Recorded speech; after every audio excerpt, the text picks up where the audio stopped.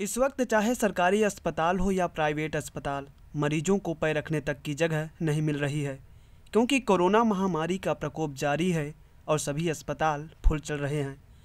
ऐसे में रामपुर जिले से एक वीडियो वायरल हो रहा है, जिसमें एक भैंस सामुदायिक स्वास्थ्य केंद्र मिलक में आराम से टहलते हुए नजर आ रही है। हैरानी की बात यह है कि भैंस को अस्पताल से भगाने वाला कोई भी कर्मचारी वहां मौजूद नहीं है। भैंस आराम से सामुदायिक स्वास्थ्य केंद्र में घूम रही है। ईटीवी भारत ने जब इस मामले पर स्वास्थ्य विभाग के अधिकारियों से बात करना चाहा, तो कोई भी अधिकारी इस मामले पर कुछ भी बोलने को तैयार नहीं हुए।